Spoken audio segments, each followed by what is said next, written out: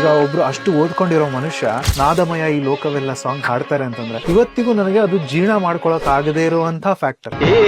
ಅವ್ರು ಮಲ್ಕೊಳ್ತಾರೆ ಬೃಂದಾವನದ ಹತ್ರ. ರಾತ್ರಿ ರಾಯರು ರಾಜ್ಕುಮಾರ್ ಅವ್ರಿಗೆ ಕನ್ಸಲ್ ಬರ್ತಾರಂತ, ನೀನ್ ಆಕ್ಟ್ ಮಾಡ್ತಾ ಇಲ್ಲ, ನಿನ್ನ ಹತ್ರ ನಾನು ಆಕ್ಟ್ ಮಾಡಿಸ್ತಾ ಇದ್ದೀನಿ ಅಂತ. ಅದಾದ್ಮೇಲೆ ಅವರು ರಾಯರೇ ಆಗೋಗ್ತಾರಂತ. ಈ ಜಗ್ಗೇಶ್ ಅವರು 1984-80 ಅಷ್ಟೊತ್ತಿಗೆ ಅವರು ಅಷ್ಟೊಬ್ರು ಆಕ್ಟ್ ಮಾಡಬೇಕು ಅಂತ ಅನ್ಕೊಂಡಿರ್ತಾರೆ. ಅದೇ ಟೈಮಲ್ಲಿ ಅವ್ರದ್ದು ಫ್ರೆಂಡ್ ಒಬ್ರು ಇರ್ತಾರೆ, ಇವ್ರನ್ನ ಕರ್ಕೊಂಡು ಒಂದು ರೋಲ್ ಇದೆ ಮಾಡಬೇಕು ಅಂತ ಡೈರೆಕ್ಟರ್ನೋ ಹೇಳ್ತಾರಂತೆ. ಏನೋ ಒಂದು ಚಪ್ಪರ್ ತರ ಕಾಣೋರ್ನೆಲ್ಲ ಕರ್ಕೊಂಡ್ ಬಂದ್ಬಿಟ್ಟಿದ್ಯಾ ಅಂತೇನೋ ಹೇಳ್ಬಿಡ್ತಾರೆ. ಅವ್ರೇನೋ ಬರ್ತಾ ಇರ್ತಾರಂತೆ, ಒಂದು ಜ್ಯೋತಿಷಾಲಯ ಕಾಣುತ್ತಂತೆ. ಹೆಂಗಿದ್ರು ಮನ್ಸು ಈ ತರ ಇದೆಯಲ್ಲ ಅಂತ ಹೋದಾಗ ಅಲ್ಲಿ ಯಾರೋ ಒಬ್ರು ಕಾಪಾಡೋಕ್ ಸಾಧ್ಯ ಅಂತಂದ್ರೆ ಅದು ರಾಯರೇನೆ.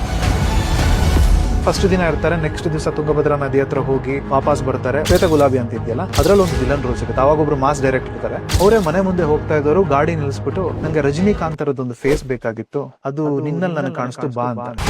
2003 ಟೈಮಲ್ಲೋ ಏನೋ ಅವ್ರ ತಂದೆ ಹೇಳಿದ್ರಲ್ಲಿ ಇನ್ವೆಸ್ಟ್ಮೆಂಟ್ ಎಲ್ಲ ಮಾಡಿ ಲಾಸ್ ಆಗಿ, ಅದೇ ಟೈಮಲ್ಲಿ ಅವ್ರ ತಾಯಿಯವ್ರು ತೀರ್ಕೊಂಡು ಅವರು ವಿಷ ಕುಡಿದಿರ್ತಾರೆ.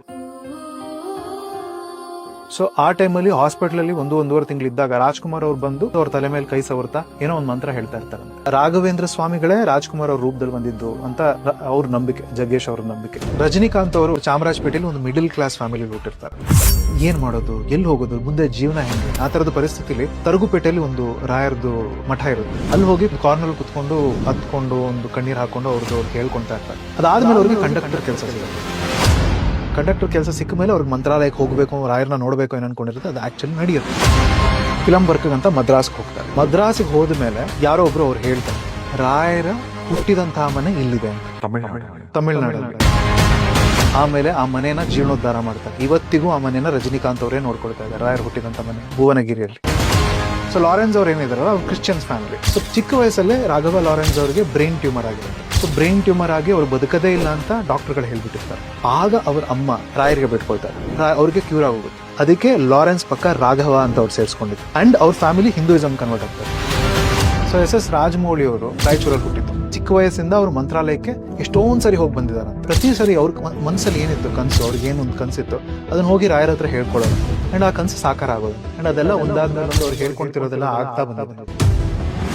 ಅವರೇ ಪ್ರೊಡ್ಯೂಸ್ ಮಾಡಿ ಒಂದು ಮೂವಿ ಮಾಡ್ತಾರೆ, 14 ಲಕ್ಷ ಏನೋ ಹಾಕ್ತಾರೆ ಆ ಟೈಮಲ್ಲಿ. ಆ ಮೂವಿ ತಗೊಳಕ್ಕೆ ಯಾರು ಬರೋದಿಲ್ಲ. ಸೊ ಆ ರೀಲ್ಗಳಿರುತ್ತಲ್ಲ ಅದನ್ನ ತಲೆ ಮೇಲೆ ಹೊತ್ಕೊಂಡು ಮಂತ್ರಾಲಯ ಪ್ರದಕ್ಷಿಣೆ ಆಗ್ತಾರೆ ತಗೊಂಡು. ಮತ್ತೆ ವಾಪಸ್ ಬಂದಾಗ ಅದನ್ನ ಅವರೇ ರಿಲೀಸ್ ಮಾಡಿಸ್ತಾರೆ. 69 ಲಕ್ಷ ಆ ಟೈಮಲ್ಲಿ ಅದು ಮಾಡ್ತು ಅಂತ ಹೇಳ್ತಾರೆ ದ್ವಾರಕೀಶ್ ಅವರು.